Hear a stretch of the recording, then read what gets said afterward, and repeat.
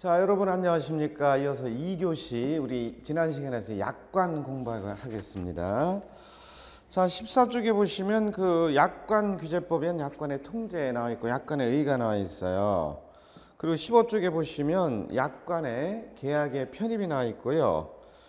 16쪽에 넘어가면 중간 부분의 네모 2번 16쪽입니다. 약관의 명시 설명 의무가 면제되는 경우가 소개가 되고 있습니다. 행정관청의 인가를 받은 약관으로서 거래 신속성을 위해서 대통령령으로 필요하다고 인정될 때는 그 약관의 명시 설명 의무가 면제가 된다 했습니다. 그 다음 16쪽에 보면 동그라미 4번 약관의 해석이 나와 있습니다. 여러분, 약관의 해석. 자, 갑이 대기업체입니다. 을이라는 사람과 계약을 하려고 합니다.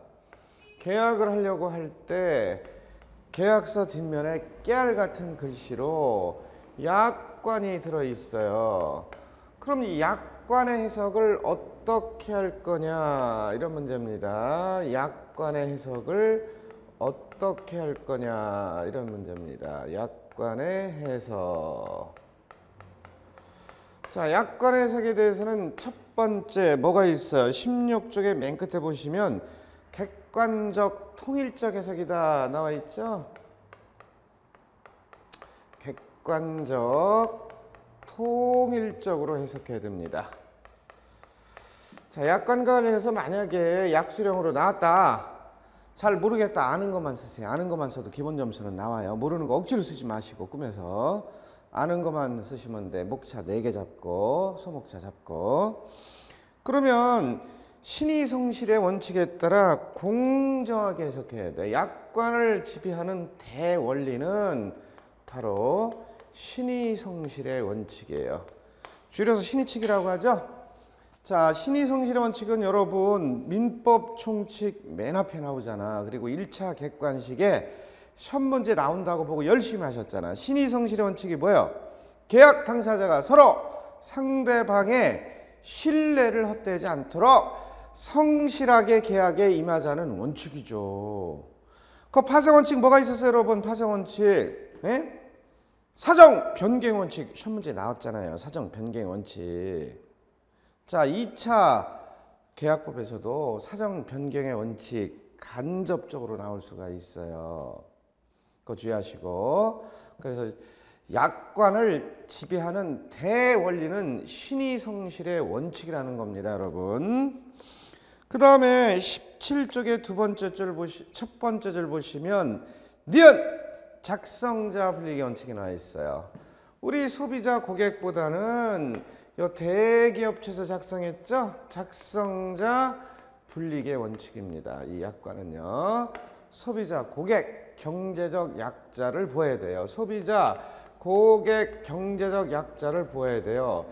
자, 여러분 전국의 대학에 소비자학과가 10군데 이상 있어요. 서울대도 있고 이대도 있고요. 소비자 보호 중요합니다, 여러분. 우리 경제적 약자인 소비자 보호 권리 찾는 거 중요합니다.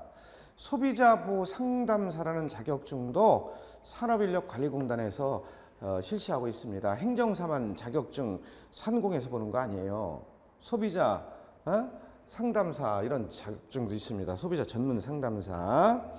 그래서 약관의 뜻이 분명하지 아니하다, 불분명하다 있다는 작성자 분리기로 보라 하는 것이 17쪽의 두 번째 줄 소개가 되고 있습니다. 자, 여러분 이 책을 우리가 전체를 암기할 수는 없어요. 첫째 시간에 얘기했죠? 목차를 장악하고 키워드를 장악하라. 그 두 개만 실천하면 여러분 통과될 수 있습니다. 그 다음에 디귿 보시면 뭐가 나와 있어요? 개별 약정 우선의 원칙, 작성자 분리계 원칙, 작성자 분리계 원칙. 그 다음 뭐야? 개별 약정 우선의 원칙, 개별 약정 우선의 원칙. 자, 여러분 개별 약정 우선의 원칙이라는 건 뭐예요? 그렇지, 소비자가 똑똑한 분 여러분. 똑똑한 분을 우리 계약법 시간에는 뭐라고 할까? 영세민. 영세민이 뭐야? 영리하고 세련된 민주시민. 계약법을 안단 말이에요. 그럼 뭐라고 하면 돼? 약관을 읽어보니까 불리해요. 이거 불리하다. 항의를 한 거예요. 그랬더니 고객님 어떻게 하면 되겠습니까? 하더라고. 이거 고쳐주시오. 했을 때는 그 고친 거, 개별 약정, 다르게 합의한 거, 이것이 우선한다. 그런 뜻이겠죠. 그래서 불리한 약관이 있으면 이의 제기를 한번 하셔야 돼요. 그래서 다르게 합의한 사항이 있으면 그게 우선한다. 그런 얘기죠. 그 다음에는 약관의 통제 소개가 되고 있습니다. 약관의 통제. 자, 실제 시험 문제 나왔다. 약관에 대해서 약술하라고. 이게 생각이 안 나요. 그러면 목차 쓰지 말고 두리뭉실하게 쓰셔도 상관은 없어요. 그래도 기본 점수만 나와요. 그 다음에 17쪽에 맨 끝에 보시면 A번 17쪽의 세 번째 줄 끝에서 A번 면책조항의 금지, 손해배상 예정에 대한 통제. 예? 앞으로 요 계약을 위반하게 되면 얼마를 손해배상하라 이런 거 함부로 하지 말라는 얘기지. 경제학자를 구하기 위해서. 계약의 해제에 대한 통제 이런 거 나와 있어요. 손해배상의 통제, 계약의 해제에 대한 통제, 면책조항의 금지 이런 게 소개가 되고 있습니다. 자, 여러분 18쪽으로 넘어가요. 첫 번째 줄 보시면 D번 채무이행에 대한 통제, 2번 고객의 권익보호를 한 통제, 의사표시의 의제에 대한 통제, G 대리인의 책임 가중에 대한 통제, H 소제기의 금지 등의 통제 나와 있어요. 자, 몇 개는 안 써도 돼. 다 써야 되는 건 아닙니다. 그러면 여섯 번째는 거기 디귿 18쪽에 디귿 무효인 약관 조항의 효력 나와 있어요. 무효인 약관 조항의 효력 나와 있어요. 자, 이거는 A번 책을 봅니다. 일부 약관 조항이 무효가 됐다. 그러면 민법상의 일부 무효의 법리가 적용되지 않는다는 거죠. 민법상 일부 무효는 뭐였었죠? 민법상 일부 무효. 이게 적용이 안 된다는 겁니다. 이게 137조죠, 여러분. 137조입니다, 여러분. 이게 적용이 안 된다는 거예요. 이게 적용이 안 된다는 겁니다. 어디? 무효인 약관에 대해서. 자, 137조 무효인 약관은 뭐예요? 원칙. 전부를 무효로 하는 거지. 예외! 무효 부분이 없다 하더라도 법률행위 계약을 하였으리라고 인정될 때는 나머지 부분은 무효가 되지 아니한다. 그래서 나머지 부분은 유효가 될 수 있다. 총칙 시간에 공부하셨을 거예요. 그거 얘기하는 거죠. 그게 적용이 안 된다는 거예요. 그럼 어떻게 하면 돼요? 어떻게 하면 돼요? 그걸 파악하셔야지. 즉 디귿의 A번의 두 번째 줄입니다. 18쪽의 디귿의 A번의 두 번째 줄. 즉 약관의 전부 또는 일부의 조항이 무효인 경우 계약은 나머지 부분만으로 유효하게 존속한다는 겁니다. 이게 민법의 137조의 반대라는 거예요. 다만 유효한 부분만으로 계약 목적 달성이 불가능하거나 일방 당사자에게 부당하게 불리한 때는 당해 계약을 무효로 하면 된다는 거예요. 그 다음에 18쪽의 중간 부분에 괄호 4번 보시면 실권 약관 이런 얘기가 나와 있어요. 실권 약관 또는 실권 약관 특약 이렇게 얘기합니다. 여러분 실권 약관 특약이 뭐예요? 할부거래 생각하시면 돼요. 할부거래. 할부거래 하실 때 할부금을 2회 연체하면 계약을 해지하기로 한다. 해제 의사 표시 없이. 그럼 해제가 되느냐? 된다는 거예요. 에? 된다는 거예요. 자, 갑이라는 사람이 있는데 토지를 소유하고 있어요. 그래서 이 토지를 금매로 내놨는데 을이라는 사람이 자금 사정이 좀 그리니까 계약금 일단 얼마 지급하고 중도금 잔금은 얼마의 차례로 주겠대. 그걸 어떻게 했어요? 그렇죠. 매매 계약을 할 때 어떻게 하셨어요? 그렇지. 중도금 지급날. 자, 날짜를 한번 붙여봅니다. 자, 어떻게 붙여보느냐. 5월 10일. 자, 1억에 계약을 하셨어요. 계약금 1,000만 원을 입금시키기로 한다. 계약금 1,000만 원. 그 다음에 5월 15일 중도금 4,000만 원을 매수인들이 매도인 갑의 계좌로 입금시키기로 한다. 그런데 중도금 지급할 때 중도금 4,000을 5월 10일 지급하지 않으면 별도로 해제 의사표시 없이 해제하기로 한다. 그런 특약을 넣었다는 거예요. 따라서 뭘 얘기하는 거냐? 자동 해제 특약 얘기하는 거예요. 언제요? 중도금 지급날 중도금을 지급 안 하면 별도의 해제 의사표시 내용 증명을 보내지 않아도 계약을 해제하기로 하자 이렇게 했다는 거예요. 수상하니까. 그러면 5월 25일 잔금 지급날 잔금 5천만 원을 지급치 않으면 계약은 자동적으로 실효가 돼서 해제 표시 없이도 해제하는 것으로 하자. 이렇게 합의 본 것을 우리는 뭐라고 그래요? 실권 약관 특약 또는 자동 해제 특약 이렇게 얘기를 한다는 겁니다, 여러분. 할부 거래에 활용되고 있어요, 여러분. 그런데 이때 중도금 지급날 중도금을 안 줬대요. 그럼 자동 해제가 되는 거냐? 자동 해제가 된다는 겁니다. 뭐에 대해서는? 중도금에 대해서는 된다는 거예요. 이렇게 실권 약관 특약하면 자동 해제 특약. 그러면 중도금 줬어요. 근데 잔금 지급날 잔금을 안 주더라고. 그러면 잔금 지급날 잔금을 안 주면 해제 의사 표시 없이 별도의 해제 의사 표시 없이 해제하기로 한다는 실권 약관 특약, 자동 해제 특약이 있었다면 자동 해제가 되는 거냐? 안 된다는 거예요. 왜? 잔금 지급과 등기 필정 인감을 떼줘서 소유권 이전 등기 절차 협조하는 것은 동시행 관계라는 겁니다. 동시행 관계. 동시행 관계 우리 지난번에 시험에 나왔죠? 동시행 관계라는 거예요. 따라서 뭐를 해야 되느냐? 뭘 먼저 해야 되느냐? 뭘 먼저 해야 돼요? 그렇지. 이행의 제공을 해야만 뭐가 가능하다는 거야? 이행의 제공을 해야만. 그렇지. 자동해제 특약이 가능하다. 그런 얘기죠. 이행의 제공은 뭐예요? 그렇지. 아니 왜 잔금 지급날 잔금을 안 줍니까? 별도의 해제 의사 표시 없이도 해제하기로 하지 않습니까?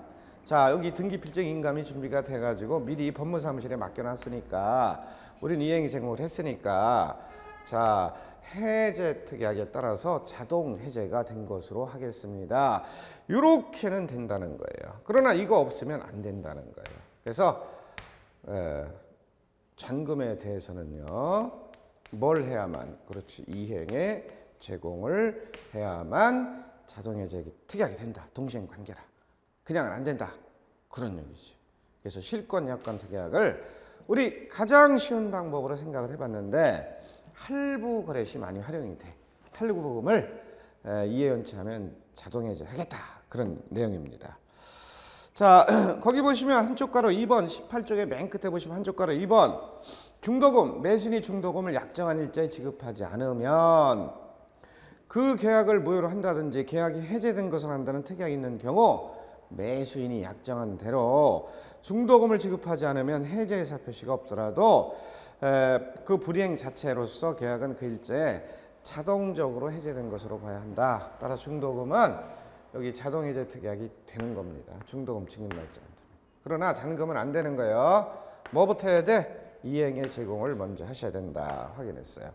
그러면 18쪽의 맨 끝에서 네 번째 줄 한쪽 가로 3번 잔금, 잔대금 보시기 바랍니다. 거기 보시면 부동산 매매 계약에 있어서 매수인이 잔대금 지급기일까지 그 대금을 지급하지 못하면 그 계약이 자동적으로 해제된다는 취지의 약정이 있더라도 특별한 사정이 없는 한 매수인의 잔대금 지급 의무와 매도인의 소유권 이전 등기는 동시행 관계에 있으므로 매도인이 잔대금 지급길에 소유권 이전 등기에 필요한 서류를 준비하여 매수인에게 알리는 등 이행의 제공을 하여 매수인을 하여금 이행지체에 빠지게 했을 때 비로소 자동적으로 매매 계약이 해제된다고 봐야 하고 매수인이 그 약정 기한을 도과는 경과죠, 경과. 경과했다고 하더라도 이행지체 빠진 것이 아니라면 대금 미지급으로 계약이 자동해지는 것으로 볼 수는 없다는 겁니다. 이행에 제공을 해서 뭐에 빠뜨리라는 거예요? 그렇죠. 이행에 제공을 해서 안 주면 이행지체 빠지는 거죠. 이때만 잔대금은 자동해제가 가능하다. 그런 얘기 했었죠? 자, 거기 19쪽에 5번째 줄을 보면 논술 약수령 대표 문제가 몇 개 소개가 되고 있어요. 여기서 우리 1, 2, 3회 동안 실제 시험 문제가 나온 경우도 많아요. 제가 적중률이 높아요. 네? 자, 다른 시험은 제가 출전도 들어갔던 분이에요. 자, 19쪽에 보시면 10번까지 소개가 되고 있어요. 10번은 옛날 사법시험에 났던 문제죠. 그래서 그거 한번 확인해 보시고, 자, 우리 문제풀이 시간은 별도로 있으니까 문제는 여러분들 확인하시고, 문제까지 확인하면 우리가 진도를 뗄 수가 없어요, 여러분. 20쪽 넘어갑니다. 계약의 종류로 넘어갑니다, 여러분. 계약의 종류로 넘어가십니다. 20쪽의 계약의 종류입니다, 여러분. 20쪽의 계약의 종류입니다, 여러분. 20쪽의 계약의 종류.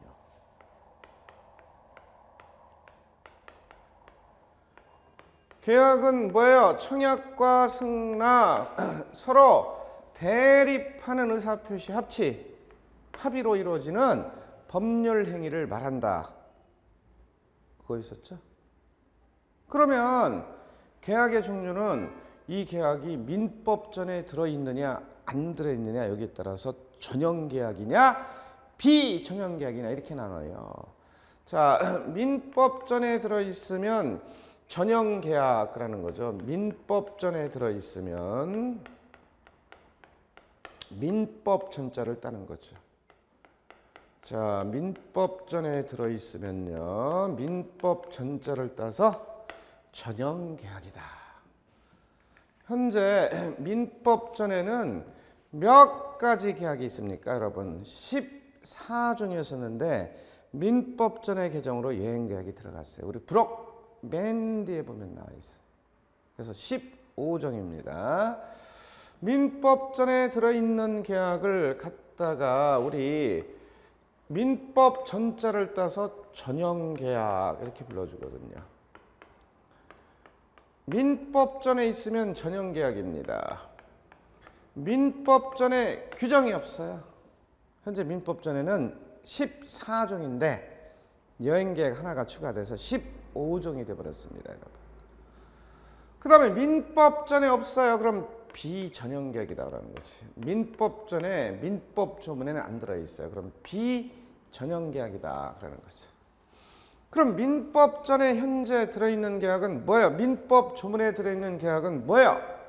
매매계약, 매매계약. 증여계약. 또 뭐가 있어요? 임대차계약. 또 뭐가 있어요? 사용대차계약, 소비대차계약. 또 뭐가 있어요, 여러분? 그렇지, 고용계약, 위임계약, 임치계약, 도급계약, 조합계약, 화해계약, 종신정기금계약, 현상광고계약. 현상광고계약. 매매, 증여. 자, 교환이 빠졌네, 여러분. 매매, 증여, 교환, 임대차, 소비대차, 사용대차, 고용, 위임, 임치, 조합, 종신, 정기금, 화해계약 얘기하는데 이번에 민법전이 개정됨에 따라서 뭐가 하나 들어갔다고 여러분? 여행계약. 따라서 제일로 중요한 계약은 매매계약이고 그 다음에 중요한 계약은 임대차 계약으로서 매매계약과 임대차 계약은 매년 시험 문제 나와요, 여러분. 논수령 1번 큰 문제든 준사례 큰 문제든 약수령 작은 문제든 매년 나오고 있어요. 1회부터 3회까지. 여러분들 준비하는 사회에도 나올 가능성이 또 있어. 그리고 이 여행계약이 추가가 됐기 때문에 여행계약도 또 한 문제 나올 수도 있다. 이렇게 보시기 바랍니다.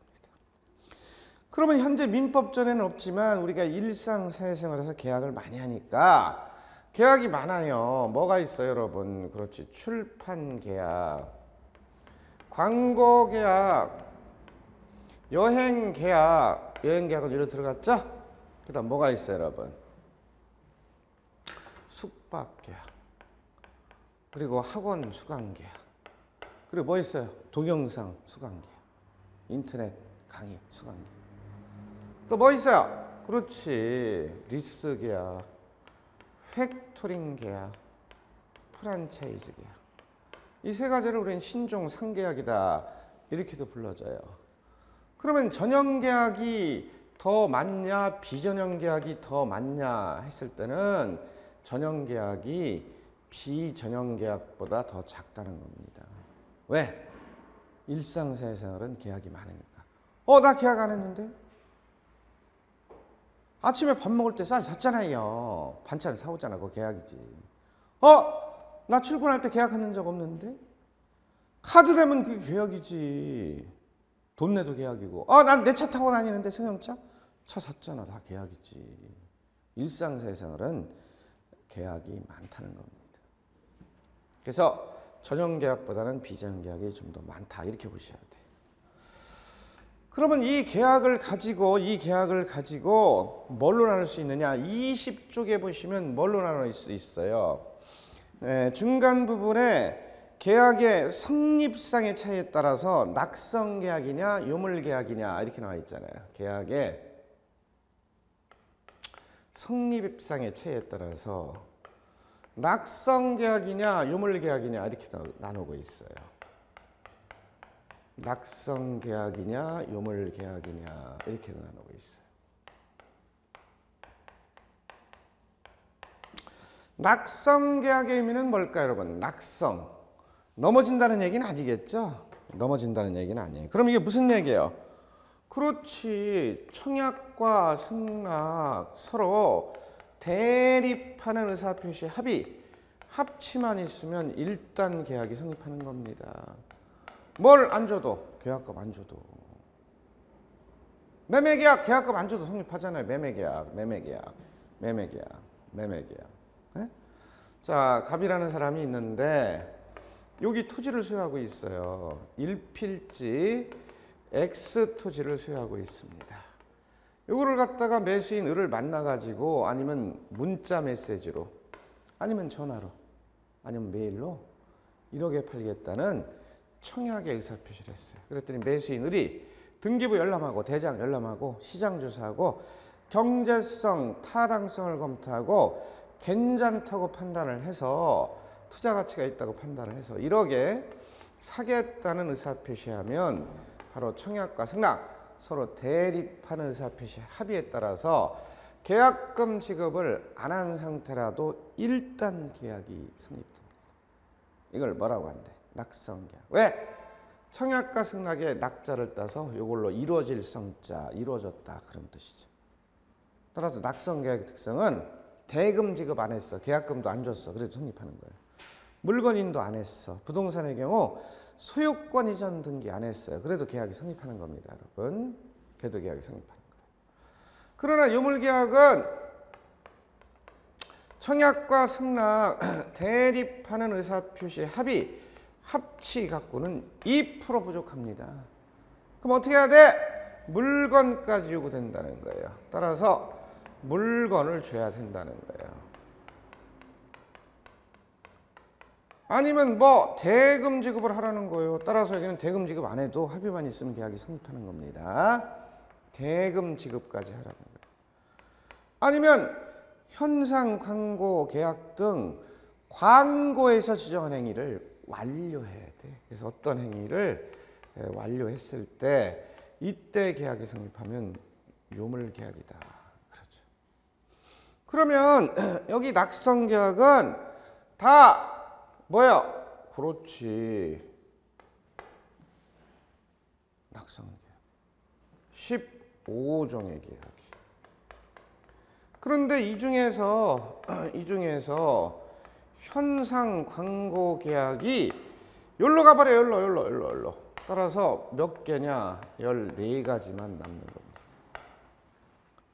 따라서 현상 광고가 좋아하는 노래가 뭘까요, 여러분? 좋아하는 노래가 현상 광고 계약이. 좋아하는 노래. 예? 좋아하는 노래 배반의 장미. 누가 불렀네? 그건 시험 문제 안 나와요. 여러분. 엄정화가 불렀네? 현상광고. 배반을 해서 일로 붙습니다. 왜? 광고에서 지정한 행위를 완료했을 때 계약이 성립해. 의사표시만으로 계약이 성립하질 않아. 의사표시만으로. 자, 우리 현상광고 계약 좀 있으면 나오지만 여러분들의 이해를 돕기 위해서 우리 간단하게 확인해 보기로 합니다. 여러분 이해를 돕기 위해서. 자, 여기 누가 있어요, 여러분? 경찰청이 있어. 경찰청에서 뭐를 냈어요? 광고를 냈지. 뭐라고? 그렇지. 신창원을 갖다가 제보해서 검거하게 되면 5천을 지급하겠다. 아니, 나 할 거야. 나 요즘 시간 많아. 5천만 원 내가 탈래. 응모하겠다는 의사표시만으로 계약이 성립한다. 그러면 수십 명, 수백 명 다 계약이 성립해야 돼. 따라서 응모하겠다는 의사표시만으로 계약이 성립하지 않아. 왜? 그렇죠. 일이 어디에요? 호프집에서 어떻게 했어요? 아니, 나는 혼자 쓸쓸히 외롭게 호프 한 잔 500cc를 마시고 있는데 저 구석에 어두운 좌석에 보니까 아니, 못생긴 남자 한 명이 잘생긴 여자 3명을 데리고 깔깔대면서 술을 마시네? 아니, 어디 얼굴이나 보자. 얼마나 능력이 좋길래 3명이나 몰고 다녀. 나는 한 명도 없구만 하고 봤더니 어서 많이 본 얼굴이야. 어디서 봤어? TV. 누구 비슷해? 신창원. 그래, 어떻게 했어요? 그렇지, 전화를 했지. 112인가? 그랬더니 가장 가까운데 역파. 옛날엔 역파죠. 요즘 뭐야? 지구대지, 지구대. 여기서 출동을 했지. 그래서 어떻게 했어요? 서까지 갑시다. 아니라고 그러잖아, 신창원이가. 부득부득. 일단 갑시다 그랬지. 일단 가면 검거가 된 거지. 근데 계속 아니라고 하니까 조사해보니까 아닌 것 같기도 해서 어떻게 했어요? 손해근무 다 밖으로 가고 순찰 나가고. 손해근무 2명 남았는데 한 분은 화장실 가시고 한 분은 일 처리하느라고 딴 데 쳐다보는 사이에 또다시 도망을 가버렸어요. 또다시. 그런데 나중에 어디서 잡혔어요? 그렇지, 순천에서. 우리 위에 아파트에 여기 신창원이 비슷한 사람이 있다. 그 아파트를 갑자기 급습해서 잡았잖아. 그랬더니 요 앞에 공부하시던 분이 내가 바로 그 아파트에 살았어. 난리 났었습니다. 그러더라. 자, 어찌됐든 어떻게 했어요? 그렇지. 에? 검거해서 광고에서 지정한 행위를 완료했을 때 계약이 성립하니까 낙성 계약이 아니라 요물 계약으로 분류가 되는 겁니다. 뭐가? 현상 광고 계약이.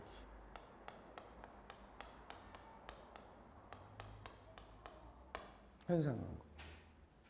그러면 보수 청구권이 발생돼서 5천만 원 주세요. 그럼 줘야지. 그러면 이분이 억울하잖아. 어디? 일이 여기에서 놓친 분. 제보한 분. 그래서 이분이 소송을 냈더니 어떻게 돼? 일단 검거가 돼서 다시 탈출한 것은 행위의 완료에 해당한다. 이분도 5천만 원을 주라. 그런 판결. 따라서 일정한 행위를 완료했을 때 계약이 성립하지 의사표시만으로 계약이 성립하지 않기 때문에 현상광고는 요물계약이에요. 그리고 또 뭐 있어요? 그렇지. 대물변제. 대물변제는 대신 물건으로 갚겠다는 얘기인데 물건을 줘야 돼. 그냥은 안 돼. 의사표시 갖고는 안 돼. 물건 줘야 돼. 또 뭐 있어요? 그렇지. 매매계약과 별도로, 주된 계약인 매매계약과 별도로 종된 계약인 계약금 교부계약을 하셨습니다. 그럼 계약금 교부계약을 하게 되면 이건 계약금을 줘야 돼. 그래야 계약이 성립해. 계약금을 줘야 돼. 임대차 계약, 주된 계약인 임대차 계약과 별도로 종된 계약인 보증금 교부계약, 이걸 생략하기도 해요. 보증금 계약 이렇게 하기도 해. 계약금 계약 이렇게 하기도 해. 요거를 갖다가 하셨단 말이지. 그럼 이때 보증금을 지급해야 성립하니까, 계약금을 줘야 성립하니까 이런 것은 요물 계약이 되는 겁니다. 나머지 14종은 뭐가 돼? 현상광고 빼놓고. 그렇지. 뭐가 돼? 낙성계약으로서 청약과 승낙, 서로 대립하는 의사표시, 합의, 합치만 있으면 성립하는 겁니다. 그럼 이때 우리 20쪽에 보시면 뭐가 나와요? 중간 부분에 박스에 요식계약이냐 불요식계약이냐 나오죠? 요식계약이냐 불요식계약이냐. 이거는 방식을 구비하느냐 방식을 구비하지 않아도 계약이 성립하느냐 여기에 따른 거예요. 방식, 형식을 구비해야 계약이 성립하면 우리 요물 계약이다 그러죠. 요식계약이죠. 요식계약. 자, 요식계약이라는 것은 방식, 형식, 절차를 요구하는 계약이다 그런 얘기예요. 자, 불요식계약하면요. 글자 그대로 해석하시면 돼. 불요식계약하면요. 글자 그대로 해석하시면 돼. 방식, 형식, 절차를 요구하지 않는, 이게 안일 불자거든. 계약이다 그런 뜻이지. 따라서 불요식 계약은 구두로 하던 서면으로 하던 관계가 없다는 얘기고, 요식 계약은 구두는 안 되고 서면 등의 방식, 형식을 갖춰라 그런 얘기지. 제일 쉬운 거 뭐야? 혼인의 경우 뭐를 하라? 신고를 하라. 또 뭐야? 법인 설립. 법인 설립 어떻게 해야 돼요? 법인 설립 어떻게 해야 돼요? 여러분, 법인 설립할 때. 여러분, 나중에 합격하시면 법인 설립하는 거 100만 원 받고도 해주고, 행정사무실 내가지고 200만 원 받고 해주는 분도 있어. 50만 원 해주는 분도 있더만. 제가 여러분도 행정사 합격하시면 법정 실무교육, 영업 개설하시려면 실무교육 받으셔야 돼. 제가 그것도 하고 있어. 여러분 합격하시면 또 만나, 저랑 또 만나. 자, 그러면요, 법인 설립할 때 우리 민법 총칙 1차 공부할 때 다 하셨잖아. 뭐가 있어야 돼? 목적이 있어야지, 목적. 학술 단체냐, 예술 단체냐, 자선 단체냐, 기회를 목적으로 하느냐. 비영리 목적이지. 종교 단체냐, 이런 거. 그다음 뭐가 있어야 돼, 여러분? 설립행위. 설립행위는 법률행위요. 설립행위, 법률행위는 뭐부터 해야 돼? 사단법인은 역시 정관을 작성하고 2인 이상의 기명날인이 있어야지. 재단법인은요. 정관을 작성하고 재산에 출연이 있어야지. 출연은 금전, 노동력, 물건 다 되지. 그리고 요 정관의 기재상 우리 1차 공부할 때 시험 문제 나온다고 열심히 하셨잖아. 뭐가 있어? 먹명사자, 이사존 생각나시죠? 목적, 명칭 이런 거.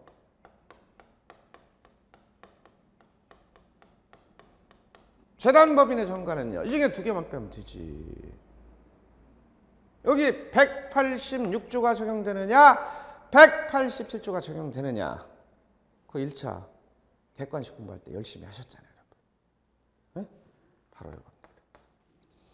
자, 그러면요, 이번에는 뭐가 있어야 돼, 여러분? 그렇지. 네?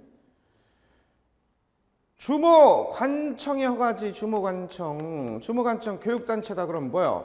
교육부지. 그리고 주된 사무소 본점의 소재지. 뭐가 있어야 돼? 설립등기. 이거 성립 요건이에요. 설립등기 안 하시면 성립 자체가 안 되는 겁니다. 주된 사무소 본점의 소재 설립등기 해야 돼. 예? 이런 게 바로 뭐야? 요식행위지. 요식행위. 설립등기를 하라. 제일로 대표적인. 그렇죠? 그러나 뭐야? 매매계약, 증여계약, 교환계약 이런 것은 뭐만 있어도 구두, 전화, 메일만도 일단 계약이 성립돼. 계약금지가 안 해도. 낙성계약 우리 공부하셨잖아요. 그래서 요식계약이냐 불요식계약이냐 간단히 확인하고 있는데, 우리 14종, 15종의 전형계약은 구두라도 합의가 되면 계약이 성립하기 때문에 불요식계약으로 분류가 된다. 이렇게 보시기 바랍니다. 그 다음에 20쪽의 맨 끝에 한쪽 거라 3번 보시면 계약의 효력의 체입니다. 효력의 체. 계약의 효력의 체에 따른 효력에 따라 효력이.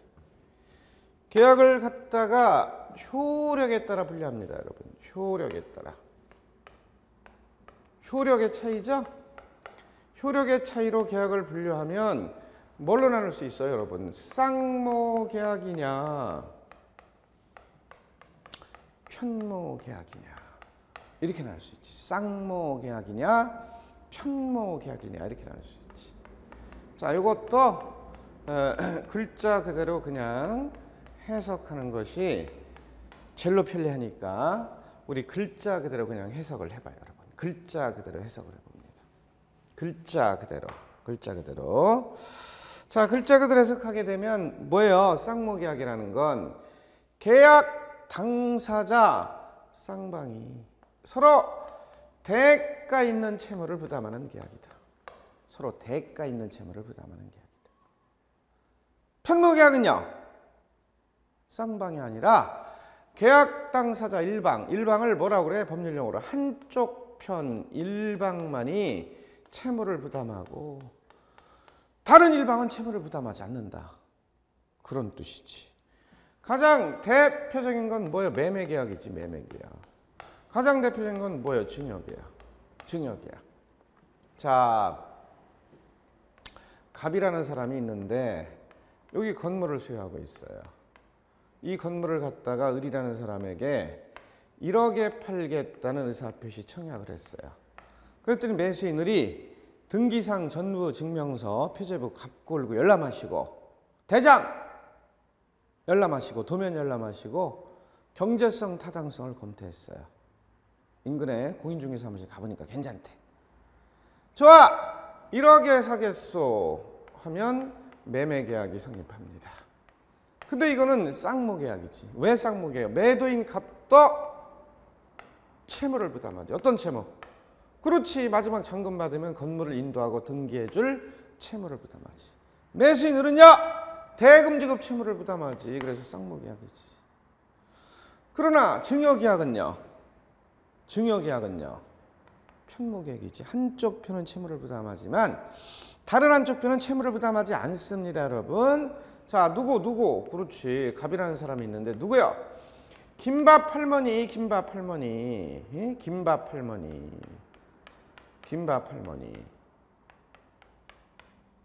아니, 제가 부산 대구 강의하는데 강의에서 강의하는데 가보니까 거기는 할매 이런 말을 많이 쓰대. 아줌마 이렇게 안 하더라고. 아줌마 그러더라고. 그리고 부산 대구 가니까 평상시 말하는 목소리도 우리보다 좀 크대요. 멀리서 보니까 싸우는 것 같아. 샬라샬라 목소리가 크시대. 부산 분이나 대구 분들은 적극성이 있어가지고. 자, 어찌됐든 김밥 할머니가 어떻게 했어요? 그렇지, 6.25 때 혼자 오셔가지고 대학 앞에서 김밥 가게를 해가지고 포장마차부터 시작해가지고 대학생들을 상대로, 학생들을 상대로 돈을 많이 벌었다고. 그래서 여기 땅을 사놨다고 그랬더니 이게 50억대의 땅이 됐대. 근데 땅 주인 김밥 할머니가 연세도 많으시고 해서 가족도 없고 해서, 그리고 내가 대학 앞에서 김밥 가게로 성공을 했으니까 사회 환원하기 위해서 그 앞에 을 대학에 누구한테 갔어요?